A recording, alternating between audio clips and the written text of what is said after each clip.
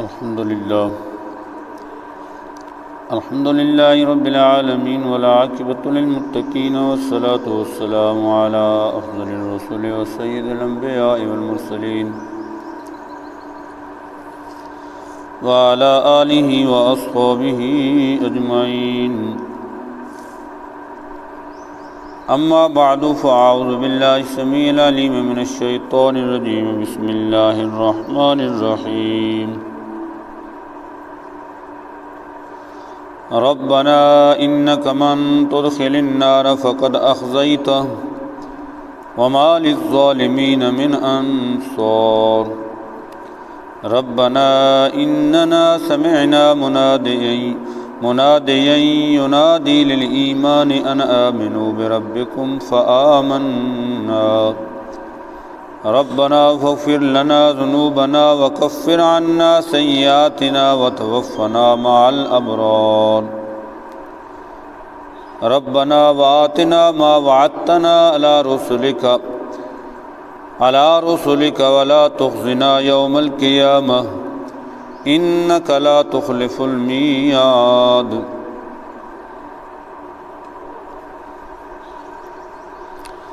اللہ رب العزت نے ارشاد فرمایا، ربنا انک من تدخل النار فقد اخزیتہ، اے ہمارے رب بے شک تو جس کو دوزخ میں داخل کر دے گا، فقد اخزیتہ، تو بے شک تحقیق تو نے اسے رسوا کر دیا. وما للظالمین من انصار، اور ظالموں کا کوئی مددگار نہیں. ربنا اننا سمعنا منادیا ینادی للایمان، اے ہمارے رب بے شک ہم نے سنا ندا دینے والے کو جو یوں ایمان کی ندا دے رہا تھا، ان آمنوا بربکم، کہ اے لوگو اپنے رب پر ایمان لاؤ. فآمنا، تو ہم ایمان لائے. ربنا فاغفر لنا ذنوبنا، اے ہمارے رب ہمارے گناہوں کو بخش دیں. وکفر عنا سیئاتنا، اور ہم سے برائیوں کو دور فرما دے. وتوفنا مع الابرار، اور ہمیں نیک لوگوں کے گروہ میں موت عطا فرما. ربنا وآتنا ما وعدتنا علی رسلک، اے ہمارے رب اور ہمیں عطا فرما وہ کچھ جس کا تو نے اپنے رسولوں کے ذریعے وعدہ فرمایا. ولا تخزنا، اور ہمیں رسوا نہ کر یوم القیامہ، قیامت کے دن. انک لا تخلف المیعاد، بے شک تو وعدے کا خلاف نہیں فرماتا. تلاوت کردہ آیات کریمہ سے ماقبل کی آیات میں مومنین، متقین، مخلصین کے بارے میں ارشاد فرمایا گیا کہ جو پہم عبادت و ذکر اور کائنات میں غور و فکر کے بعد جب ان کی دل کا آئینہ جگمگا اٹھتا ہے تو وہ عجز و نیاز کا پیکر بن کر، جن کے دل اللہ رب العزت کے خوف سے لبریز ہوتے ہیں، تو وہ عجز و نیاز کا پیکر بن کر یوں اپنے مالک و مولا کی بارگاہ میں عرض کنا ہوتے ہیں، ربنا انک من تدخل النار فقد اخزیتہ، اے ہمارے رب جس کو تو نے دوزخ کی آگ میں داخل کر دیا یا داخل کر دے گا تو اس کو تو نے رسوا کر دیا. وما للظالمین من انصار، اور ظالموں کا کوئی مددگار نہیں. اور وہ مخلصین، متقین اپنے رب کی بارگاہ میں یوں عرض کنا ہوتے ہیں، ربنا اننا سمعنا منادیا ینادی للایمان، اے ہمارے رب بے شک ہم نے سنا ندا دینے والے کو جو یوں ندا دے رہا تھا ایمان کی کہ اپنے رب پر ایمان لاؤ. یہاں وہ ایمان کی ندا دینے والا کون ہے؟ تو مفسرین کرام نے فرمایا یا تو امام الانبیاء حضرت محمد مصطفیٰ کریم علیہ الصلوۃ والسلام کی ذات گرامی ہیں جو سب نبیوں کے آخر میں تشریف لائے اور وہ ایمان کی دعوت دینے کے لیے تشریف لائے۔ اس لیے آپ کی شان میں اللہ رب العزت نے یوں ارشاد فرمایا وَدَاعِيًا إِلَى اللَّهِ بِإِذْنِهِ وَسِرَاجًا مُنِيرًا۔ اللہ کے محبوب وہ پیارے کریم آقا ہیں جو اللہ رب العزت کی طرف بلانے والے ہیں، راہ حق دکھانے والے ہیں اور سراج منیر ہیں۔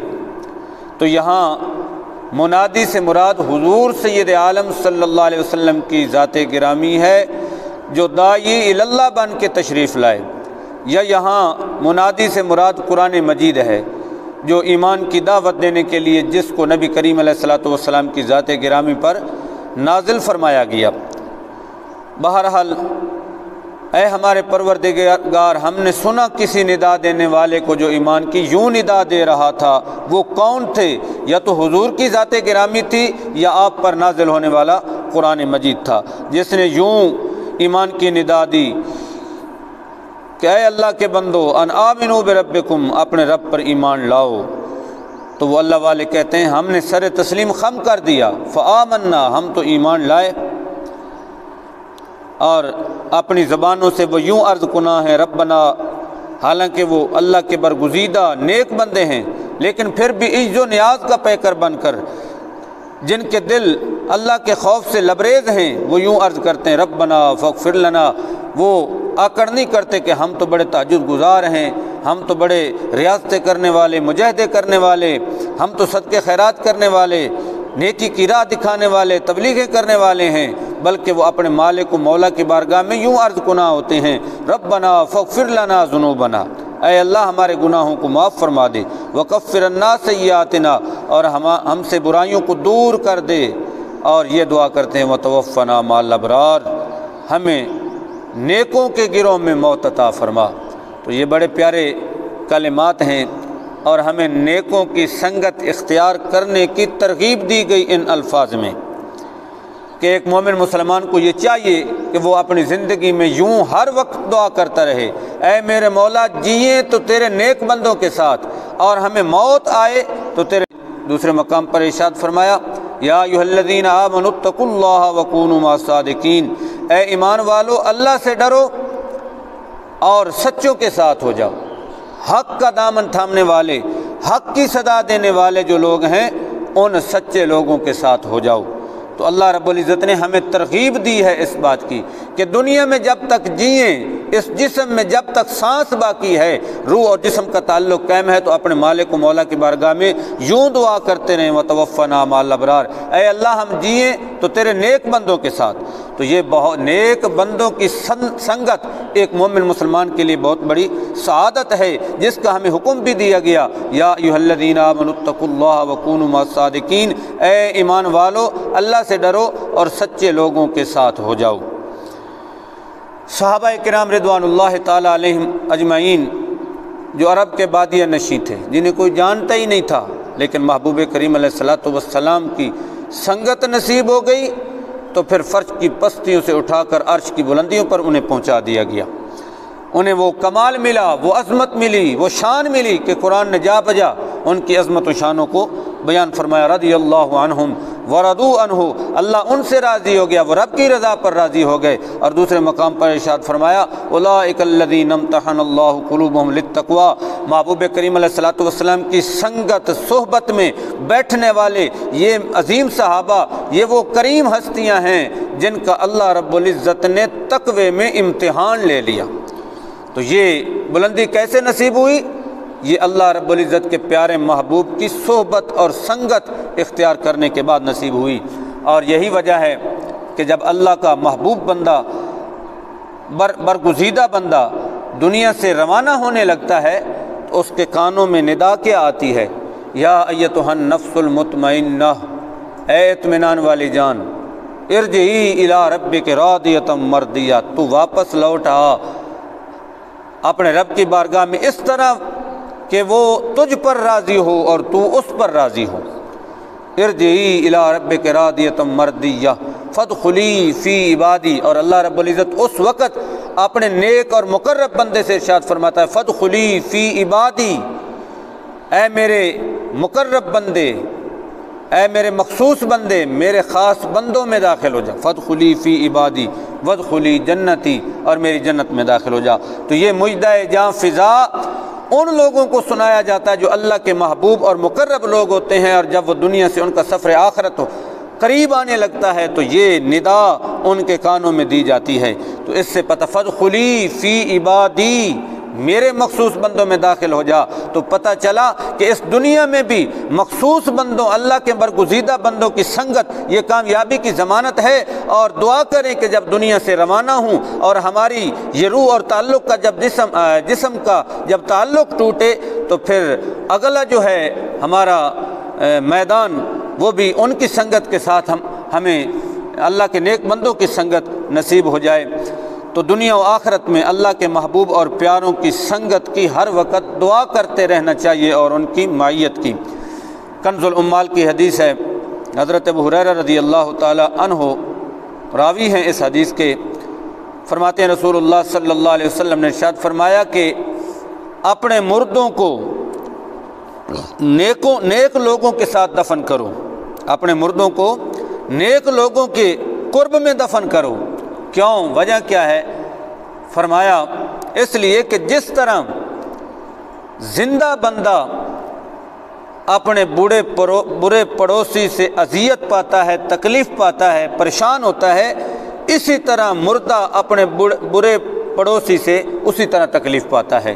اس لیے ہمارے ہاں طریقہ کیا ہے کہ اس قبرستان میں اپنے فوت شدگان کو دفن کرتے ہیں جہاں کوئی اللہ والا موجود ہو، جہاں اللہ کے نیک بندے موجود ہوں، تو ان کی قبر میں بھی سنگت نصیب ہو جائے گی، تو رب اس کا بھی فائدہ انہیں ضرور عطا فرمائے گا۔ تو اس لیے ہر وقت یہ دعا کرتے رہنا چاہیے ہر مومن مخلص مسلمان کو۔ بلکہ یہ جو آیات کریمہ ہیں ربنا ما خلقت ھذا باطلا سے لے کر یہ آخر تک انک لا تخلف المیعاد، یہ سارے پیارے دعائیہ کلمات ہیں۔ تو ہر مومن مسلمان کو چاہیے کہ وہ اللہ کے حضور ان کلمات کے ذریعے ہر وقت دعا کرتا رہے اور دعاؤں میں ان کو اپنانے کے اپنا معمول بنا لینا چاہیے۔ ہاں جی، فرمایا وتوفنا مع الابرار، اے مالک و مولا، اے ہمارے پروردگار، ہمیں اپنے نیک بندوں کے گروہ میں موت عطا فرما۔ ربنا وآتنا ما وعدتنا علی رسلک، وہ اللہ والے یوں اپنے مالک و مولا کی بارگاہ میں عرض کنا ہوتے ہیں، اے ہمارے پروردگار، اور عطا فرما جس کا تو نے، وہ کچھ عطا فرما دے جس کا تو نے اپنے رسولوں کے ذریعے ہم سے وعدہ فرمایا۔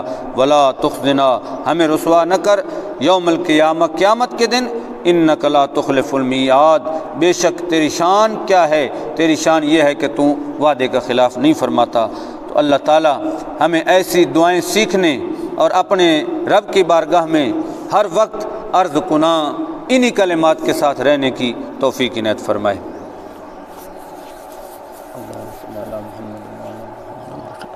ربنا آتنا فی الدنیا حسنۃ وقنا عذاب النار، ربنا لا تزغ قلوبنا بعد إذ هديتنا من لدنک رحمۃ انک انت الوہاب۔ صلی اللہ علیہ حبیبی محمد وعلی آلہ وصحبہ اجمعین۔